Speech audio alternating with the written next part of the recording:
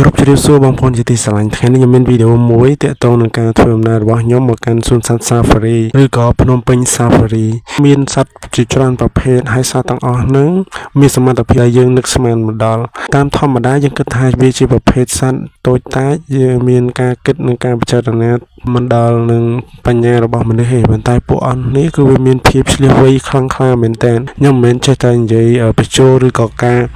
និយាយឲ្យវាមានការចាប់អារម្មណ៍ទេប៉ុន្តែសត្វសេកអាចចេះបួកដកលេខហើយនឹងប៉ុណ្ណឹងកង់ទាំងអស់នេះកើតឡើងពីការប្រវត្តិរបស់មនុស្សអញ្ចឹងមានន័យថាសមត្ថភាពរបស់វាក្រោយពីការប្រវត្តិគឺមានលទ្ធភាពអាចនឹងល្អប្រសើរជាងសត្វធម្មតាដែលមិនសូវជាយល់ដឹងពីរបៀបអស់ហ្នឹងអញ្ចឹងការប្រវត្តិរបស់អ្នកប្រវត្តិគឺពោពេញទៅដោយទេពកោសល្យសត្វទាំងអស់ហ្នឹងគឺវាមានភាពឆ្លៀសវៃជាងអ្វីដែលខ្ញុំនឹងនិយាយនេះទៅទៀតដោយសារតាសត្វទាំងអស់ហ្នឹងត្រូវបាន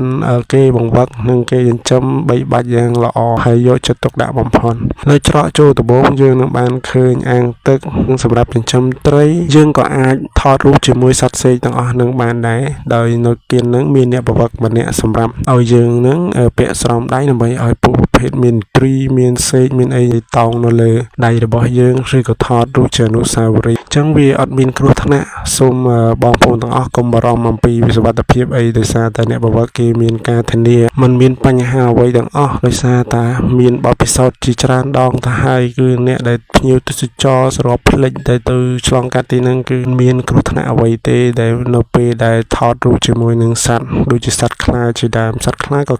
អ្នកប្រវត្តិអាចគ្រប់គ្រង control ទៅលើសកម្មភាពរបស់វាបានអញ្ចឹងយើងអាចថតឬក៏ប៉ះឬក៏អោបអីបានធម្មតាសូម្បីតែសត្វខ្លាក៏គេអាច control បានអញ្ចឹងសេកនេះទៀតវាកាន់តែងាយស្រួលបំផុតសម្រាប់បងប្អូនទាំងអស់គ្នាអញ្ចឹងសូមបងប្អូនក៏មានការព្រួយបារម្ភអីទាំងអស់យើងអាចទៅថតយកអនុស្សាវរីយ៍ផងហើយយើងក៏អាចទៅមើលការសម្ដែងសមត្ថភាពពួកវាផងថែមទាំងដឹងពីរបៀបរស់នៅរបស់ពួកវាទៀតពេលខ្លះយើងលំបាកពីការងារដូចជា stress ខ្លាំងហើយអាចនឹងមានបញ្ហាដូចជាយើងនឿយហត់ខ្លាំងរហូតដល់រពេលទំនេរមិនសូវបានអញ្ចឹងបើសិនតែមានឱកាសនៅសម្រាប់យើងអាចទៅលំហែនៅទីនោះក៏ផ្ដល់នូវភាព fresh មកដល់យើងដែរសិនតែករណីបើសិនជាយើងមានភាពធុញថប់ខ្លាំងទៅដល់កន្លែងហ្នឹងវាផ្ដល់នៅធម្មជាតិជាច្រើនដូចជាសត្វព្រៃហើយនិងព្រៃឈើជាដើមហើយការសម្ដែងទាំងអស់ហ្នឹងនឹងធ្វើយើងធូរស្បើយបន្តិចម្ដងដោយមិនដឹងខ្លួនដោយសារនៅទីនោះគឺគេរៀបចំរចនាសម្ព័ន្ធដើម្បីឲ្យសត្វរស់នៅហើយនឹងការទស្សនាផ្សេង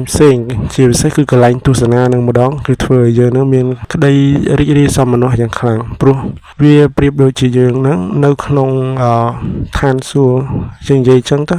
ថាដូចនៅក្នុងឋានសួគ៌ក៏បានឬថានៅកន្លែងមួយដែលធម្មជាតិហ្មងតែធាតុពិតទាំងអស់នោះគឺតែការរៀបចំរបស់មនុស្សប៉ុន្តែវាផ្ដល់នៅក្តីរីករាយផ្លូវចិត្តដល់យើងអញ្ចឹងក៏ចាត់ទុកថាវាជាឋានសួគ៌ផ្លូវចិត្តដែរវាមិនថាស្រស់ស្អាតខ្លាំងក្លាដូចឋានសួគ៌នៅលើមេឃប៉ុន្តែគ្រាន់តែថាអ្នកទាំងអស់គ្នាពេលដែលកើតទុកព្រួយអីផ្សេងអ្នកទាំងអស់គ្នាអាចទៅទីនោះបានដូចជាផ្ដល់ចំណីឲ្យសត្វតាមយើងទិញចំណីដើម្បីឲ្យសត្វដូចជាសត្វដំរីអញ្ចឹងទិញចេកទិញអីអញ្ចឹងទៅនៅនឹងគេមានលក់ស្រាប់